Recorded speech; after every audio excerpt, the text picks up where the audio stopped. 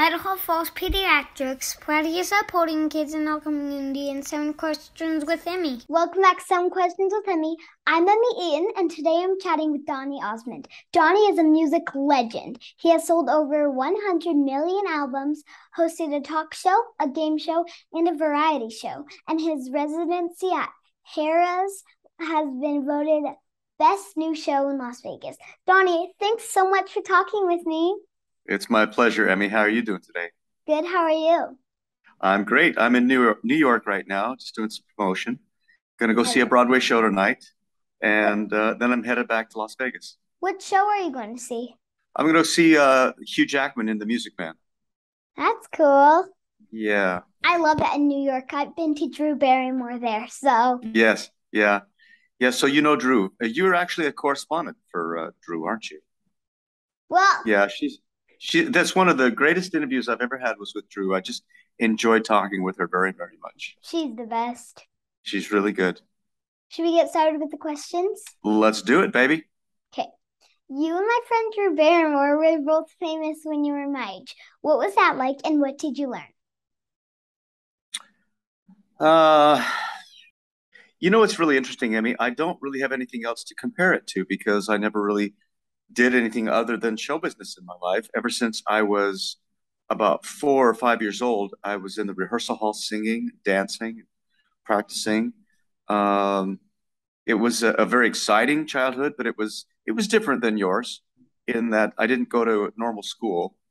I didn't go to regular school. I always went to public or private school or correspondence school through the mail. In fact, here's an interesting story that you might get a kick out of.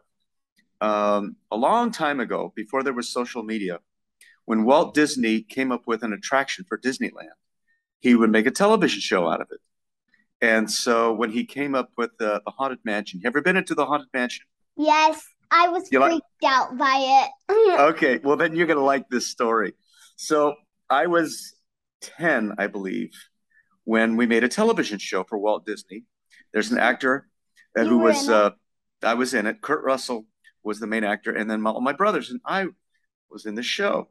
So obviously I was still in school. And so I needed a school teacher and a place to have school. And they couldn't find a schoolroom for me. But there was this one little room in the Haunted Mansion on the second floor that wasn't being used. And they converted it to a little schoolroom. So I'm the only person that can say the Haunted Mansion was my schoolhouse. What do you know what room it is? Like I can't remember. I have to go back, but it's been so many years.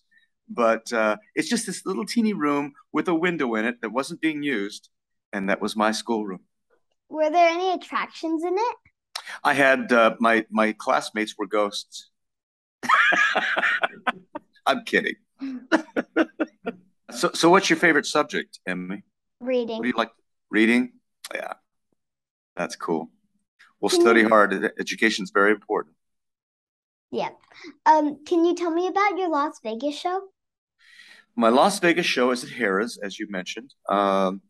It is probably the biggest show I've ever produced because it's not just about one album. It's not just about certain things. This is my entire life, 6 decades of show business in 90 minutes. And it's just jam-packed with all different styles of music. Let me ask you the question. Have you ever seen the Disney movie Mulan? Okay. Yeah. You know Captain Shang in that movie? Mm-hmm. You know that song, Let's Get Down to Business? Did you know that was me? No, that's cool. Yeah, I'm Captain Shang. So what we do in my Vegas show is I got permission from the Disney organization to use the film, and my 8 dancers and I create the whole room turns into a Mulan experience. I come out as Captain Shang, and we do the same type of stick fight dancing as Shang is doing behind me on the big screens. It's really cool. You got to see it one of these days. Yeah, we need to come to your show. Hopefully we'll come to Las Vegas soon. And then. Well, you do me a favor, Emmy. You let me know when you're coming. I'll get you the best seat in the house, okay? Okay, that sounds good. Okay. What's the main thing you learned in all of your years in show business? The main thing I learned is that you can't replace hard work. If you want to be good at something, you got to work hard. You're successful with it, what you do because you work hard at it. You ask great questions. And I think that a lot of people need to realize you've got to work hard. Here's the other thing I've learned, Emmy. Treat people the way you want to be treated. Be kind. There's a lot of meanness in the world. There's still a lot of great people, obviously, but just be kind and be nice to people. How have you remained true to your values while being super famous? True to my values. Well, I believe in God. I believe God is in my life all the time. I depend on him a lot. I believe in family. Family is so important. I've been married for 44 years to the same wonderful woman that I met in high school. And actually, she was dating my brother first. Did you know that? My wife was No. dating, yeah, this is a true story. She was dating my brother, and I fell in love with her, and I stole her from my brother. Is he still mad at you? He's been mad at me for 44 years. No, I'm kidding. No, I'm kidding. No, it's kind of a joke in our family because I stole my brother's girlfriend, and but it's kind of funny. Yeah. And I also believe that family is so important. My wife and I have five boys, five sons. They're all married now, and we've got 13 as of 2 weeks ago. I have 13 grandchildren. Congrats. Thank you. Did He's the your cutest sons little also guy. did your son also steal his brother's girlfriend? That would have been funny. That no, but you know what's really funny is that the date that we doubled on, he took out my wife Debbie, and I was taking out a girl named Tammy who I was in love with. And 2 weeks later, we switched. I took out Debbie, and Jay took out Tammy. Is he dating Tammy? No, that would have been funny. But no, he didn't marry Tammy or anything. But that would have been ironic. It's What do funny. you like? What do you like best about being a grandpa? Oh, what isn't there to love? My grandkids range from the age of newborn, 2 weeks old, to 17. And as we were talking about earlier on in this interview, I never really lived a normal childhood. I was always in the rehearsal hall or touring or recording or something like that. So I love to live life through their eyes and live their experiences. And I just enjoy talking to them as, especially my older ones, talking to them like young adults. And I look at my little 5, 6, 7-year-old grandchildren and think, man, I was that old when I started singing, dancing. It's like that's crazy. I love being a grandpa. I really do. And I bet your grandkids get to brag. My grandpa's famous. I'll tell you a funny story. I mean, when my second son was 7 years old, he came home from school and he was staring at me all day. And finally, I said, Jeremy, why are you staring at me like that? And he said, Dad, you're a star. And I said, why would you say that? Because he said, my teacher's in love with you. And so he said, can I get your autograph from my teacher? And I said, only if you get an A on your next report. I signed it and he got an A. Did he get an A? He got He an got A? an A. Yes, he did. Yeah, that's funny. Oh, what's your favorite junk food? I love Haagen-Dazs chocolate chip ice cream. Swiss Haagen-Dazs almond. is the best. Oh, it's the best. I do like Swiss almond vanilla, but if I had to choose between those two, chocolate chip all day long. My favorite's Haagen-Dazs cookie dough. Ooh, cookie dough's good, but I still have to say chocolate chips. That's my favorite. Nothing can really beat chocolate, though. No, no. In fact, uh, I went to Trader Joe's the other day, and I bought this huge Belgian chocolate bar, and my wife said, "Why are you buying that?" She says, "Because I want to, because I love chocolate." How many times do you get stopped at stores saying, "Oh, are you Donny Osmond?" I get it a lot, but you know what's interesting, Emmy? People are very kind. They have a tendency to leave me alone, and Like if I'm out to dinner with my wife, my children, they're very polite. They leave me alone. But then again, I'm very it doesn't bother me that much when people come up to me. Uh, and the reason I say that is because I learned something very important from Elvis Presley when I met him. I was about 14 when I met Elvis. And we were talking to him and he said, if I could do it all over again, I'd get closer to my fans and let them know how much I appreciate them. Because Emmy, think about it. I've been performing for 6 decades and I have fans that range from every age you can possibly imagine. Yes, the biggest part of my audience is my age, but I have little girls. Like 2 weeks ago, I had this 14-year-old girl in the audience. And I do a segment in my show where people can request any song I've ever recorded, and I sing it. And she wanted to hear one of my songs from my new album, the one that I wrote about Justin Bieber. And I thought, oh, that's kind of cute. She wants me to sing it. Emmy, she sang every word and every lick with me. She loves the album. She studies it every day. So I've got so many different demographics, different age groups that come to my show. Well, my little 3-year-old brother is, if when we come to Las Vegas, he'll be coming to your show. Oh, that'd be fantastic. He'll be the youngest person out there. And I think your newborn grandson should come to your show too. Well, he will be the youngest one. Is there anything you still want to accomplish in your life that you haven't done?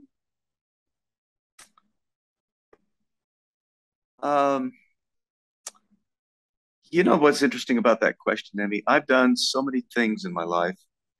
I can't think of something that I haven't done. It's the fact of doing something again in a different kind of way. For instance, I've done television all my life, but who would have known that I would be the first masked singer? I started that show. I was the first masked singer as the Peacock, and who would have known that Dancing with the Stars was out there for me, and I ended up winning that. See, you never know what's coming around the corner. My mom had a great saying when I was a little kid. I grew up with this saying. She said, "Prepare yourself, and the opportunity will come." So I've constantly tried to apply that principle in my life of being prepared for anything. So when something comes up and you think it's really excited, you're prepared for it. You're ready to do it and you jump in. So that was a long-winded answer to your question, but I've done pretty much everything, but I'm ready for anything else. Now it's time for some bonus questions. Are you Bonus! ready? I'm ready. Okay. What do you like to do when you're not working? Well, I go home and I balance my life out because I don't want to work too hard at show business because my family's most important. But I have a garden. I plant I plant peas and tomatoes, carrots and cucumbers and things like that. I have a little vineyard. I love grapes, all different species of grapes. And raspberries. I have all these raspberries and blackberries. So good. But I have all these fruit trees. And I've planted a fruit tree for every grandchild. So when they come over, they say, "Grandpa, I got to go check on my tree." And so they've got apple and cherry and peach and pluot and nectarine and and plum. And so that's what I do. I love to get out in nature and in my garden. Have you planted for your newborn grandson yet? Not yet. In fact, I just ordered the tree, and I think I'm going to give him the either the cherry or the apple of the Honeycrisp apple.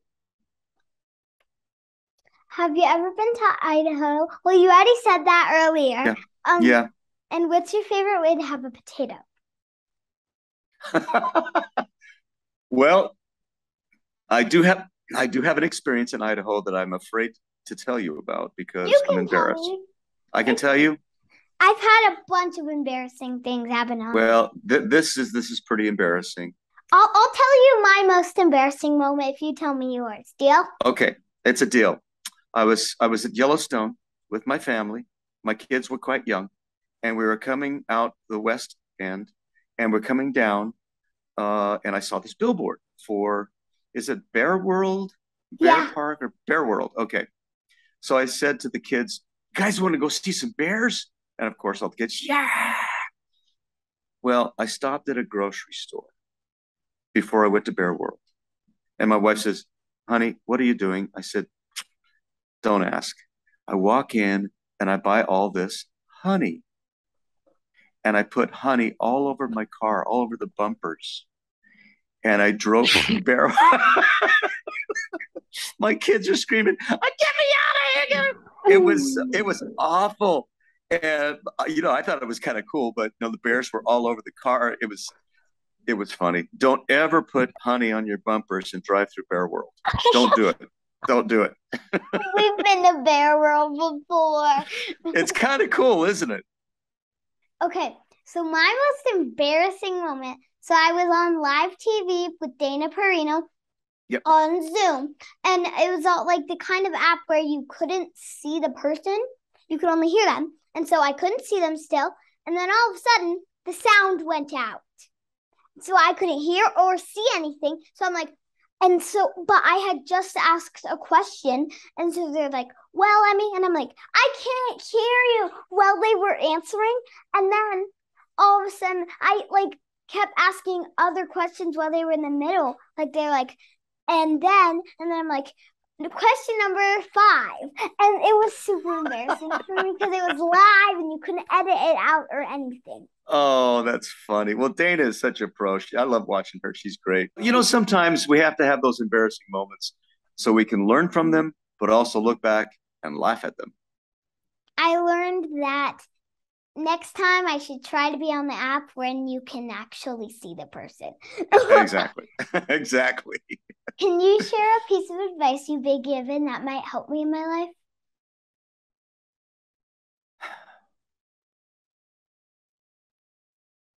My father was a great man, and he lived a very hard life. But he had a philosophy. You know how we always try to reach a goal, and there's a saying, just shoot for the moon. Well, he said, don't shoot for the moon, shoot for the stars.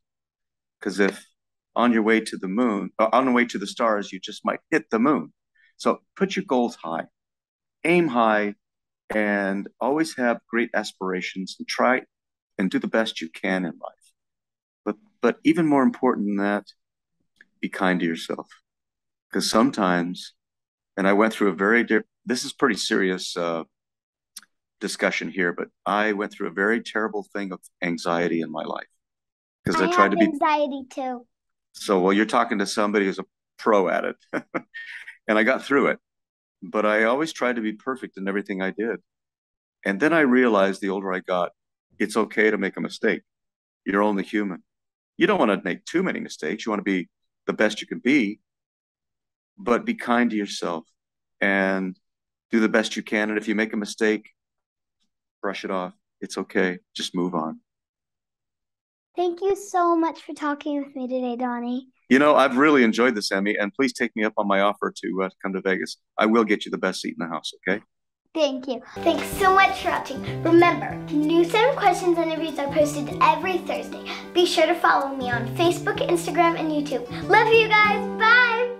Idaho Falls Pediatrics, proudly supporting kids in our community, and 7 questions with Emmy.